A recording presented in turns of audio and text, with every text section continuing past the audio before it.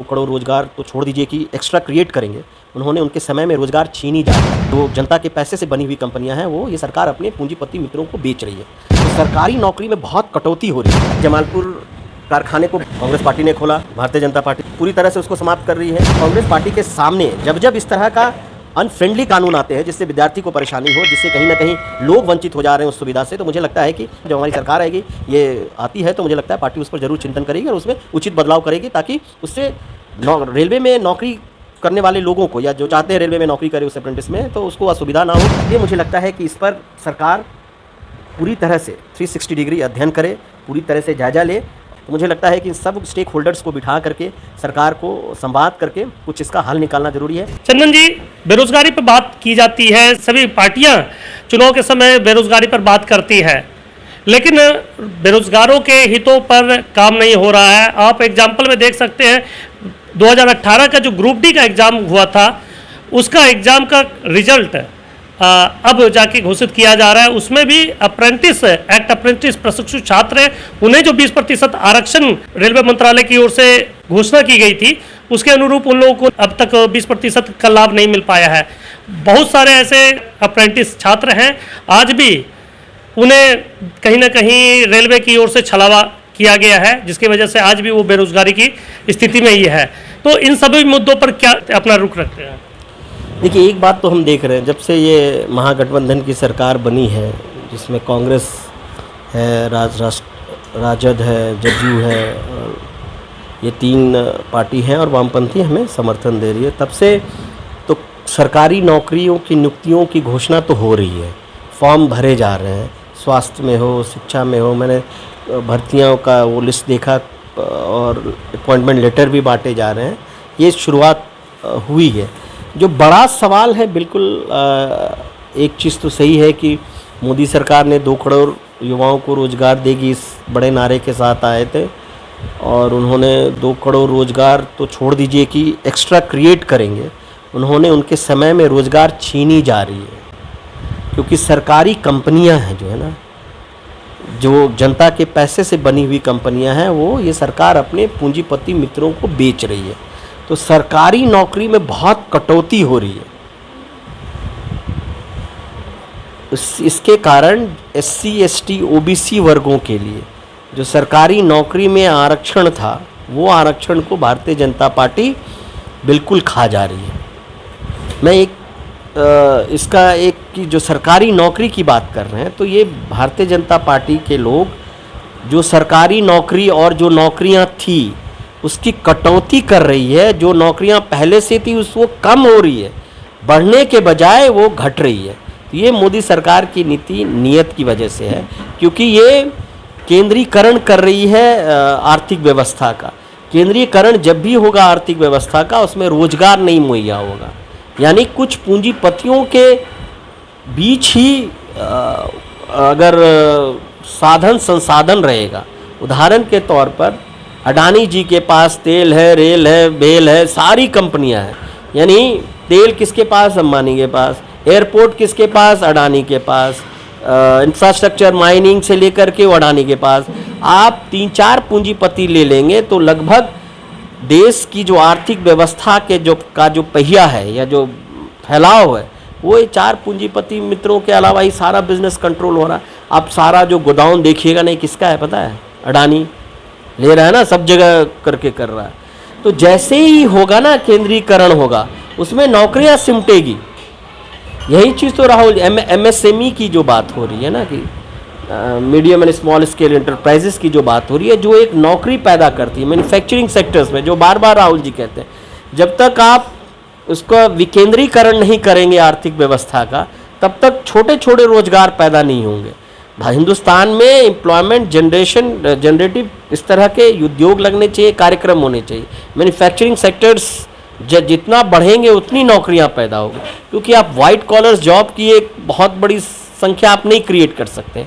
आप mid segment में आप क्रिएट कर सकती हैं, हेल्थ वर्कर्स के सेगमेंट में, एजुकेशन में है, इन क्षेत्रों में। एग्रीकल्चर का एक बहुत एक कृषि में एक वैसे ही बहुत स्ट्रेस्ड है।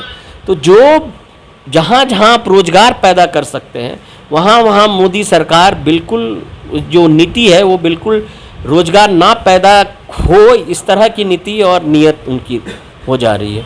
तो उसमें कहीं ना कहीं जो है समस्या हो रही है। आप देखेंगे वहीं जहाँ कांग्रेस की सरकार है छत्तीसगढ़, सबसे एम्प्लॉयमेंट रेट कम वहाँ है, यानी हम सबसे ज़्यादा नौकरी दे पा रहे हैं। हमारे यहाँ कम नौकरी पाने वाले लोगों की संख्या कम है, नहीं नौकरी दे पा रहे हैं तो हम 2,500 रुपया महीना बेरोजगारी भत्ता दे रहे हैं। तो हम तो जहाँ जहाँ नहीं कुछ कर पा रहे हैं, चाहे जिस भी दृष्टि से, तो हम कोशिश करते हैं कि उनको कुछ सपोर्ट दिया जाए। हमारी तो नीति और नीयत ये रही है। लेकिन भारतीय जनता पार्टी का आप तमाम वो देखेंगे तो उनकी जो आर्थिक पॉलिसी है, उनकी जो आर्थिक व्यवस्था है, आर्थिक नीति है, उन इस तरह के नियम और कानून लेकर के आ रही है जिससे साधन संसाधन का केंद्रीकरण हो, कुछ के हाथों में जाए। तो जैसे ही इस तरह की नीति बनेगी, नौकरियां कम हो जाएगी, नौकरियां ज़्यादा नहीं आप क्रिएट कर पाइएगा, साधन संसाधन एक हाथ में सीमित हो जाएगी, तो जिसके कारण है पूरी व्यवस्था को आप एक व्यक्ति के हाथ में सीमित कर दे रहे हैं, तो उसमें बहुत सारी समस्या आपको नज़र आएगी। रेलवे एक्ट अप्रेंटिस जो प्रशिक्षण होता था, कांग्रेस शासनकाल में एक नियम था कि जिस रेलवे वर्कशॉप से वो प्रशिक्षण प्राप्त करते थे उन्हें डायरेक्ट जीएम स्तर से बहाल कर लिया जाता था। अब जो रेलवे अप्रेंटिस छात्रों के लिए जो ग्रुप डी एग्ज़ाम क्वालिफाई करने के लिए मिनिमम क्वालिफाइंग मार्क्स कर दिया गया है, उन लोगों की मांग है कि फिर से उन्हें कांग्रेस शासनकाल की तर्ज पे ही अब फिर से उन्हें जीएम पावर से ही बहाल किया जाए। उसको किस तरह से देखते हैं? आपके जमालपुर कारखाने को बंद किसने किया? भारतीय जनता पार्टी ने बंद किया ना, कांग्रेस पार्टी ने खोला। बंद पूरी तरह से उसको समाप्त कर रही है मुझे लगता है भारतीय जनता पार्टी की सरकार। जो आप जिस चीज़ का उद्देश्य कर रहे हैं, कांग्रेस पार्टी के सामने जब जब इस तरह का अनफ्रेंडली कानून आते हैं जिससे विद्यार्थी को परेशानी हो, जिससे कहीं ना कहीं लोग वंचित हो जा रहे हैं उस सुविधा से, तो मुझे लगता है कि बिल्कुल हमारे पार्टी के पास इस पर्टिकुलर चीज़ के बारे में मेरे पास उतनी जानकारी नहीं है। लेकिन जो मैं एक नीति और हमारी पार्टी की नीयत होती है उससे मैं ज़रूर आपको बता सकता हूं कि जो अगर आप बात कह रहे हैं, अगर उसमें वो सच्चाई है, तो मुझे पूरा विश्वास है कि पार्टी के स्तर पर जो हमारी सरकार आएगी, ये आती है, तो मुझे लगता है पार्टी उस पर ज़रूर चिंतन करेगी और उसमें उचित बदलाव करेगी, ताकि उससे रेलवे में नौकरी करने वाले लोगों को, या जो चाहते हैं रेलवे में नौकरी करे उस अप्रेंटिस में, तो उसको असुविधा ना हो, थोड़ा सुविधा हो जाए और एग्ज़ाम दे करके बिल्कुल ही जो अच्छे विद्यार्थी हैं मेरिट हो और जो भी नियम के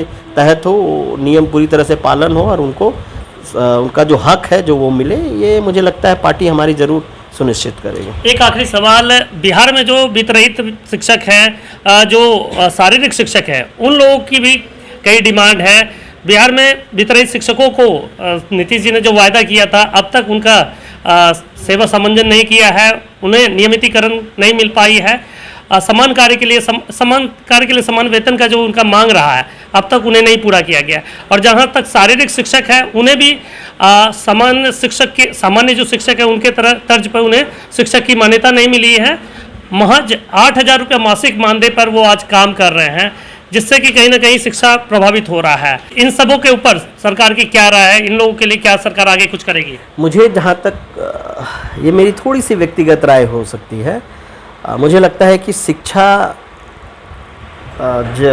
क्षेत्र में हम लोगों को बहुत रचनात्मक और मूल परिवर्तन की ज़रूरत है। बिहार जो एक समय में शिक्षा के लिए जाना जाता था, कहीं ना कहीं उसमें गुणवत्ता और फैलाव में दोनों में बहुत कमी आई है। चाहे वो प्राथमिक शिक्षा हो, मध्य शिक्षा हो या उच्च शिक्षा हो, तीनों में मुझे लगता है कि बहुत ही मूलचूल परिवर्तन की गुंजाइश है, गुणवत्ता से लेके इंफ्रास्ट्रक्चर से लेके तमाम चीज़ों को लेकर के।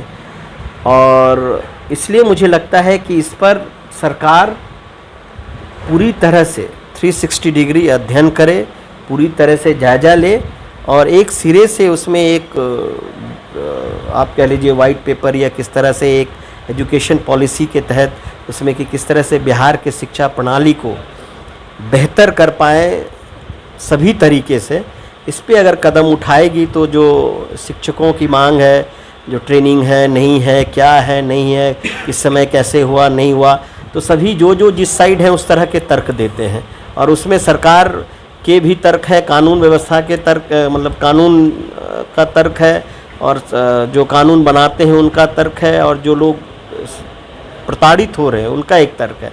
तो मुझे लगता है कि इन सब स्टेक होल्डर्स को बिठा करके सरकार को संवाद करके कुछ इसका हल निकालना ज़रूरी है, क्योंकि ये बात सच है कि जो लोग इससे जुड़े हैं, प्रताड़ित हो रहे हैं, उनकी एक समस्या है, उनको सरकार को सुनना, उनका हल करना, उनको संतुष्ट करना, ये सरकार की ज़रूर जिम्मेदारी है। और मुझे लगता है कि इस ओर थोड़ा पहल शुरू हुई है मुझे, लेकिन इसको थोड़ा और गहरा करना पड़ेगा और गति लानी पड़ेगी, ताकि हम लोगों को समय से उसका समाधान मिल जाए।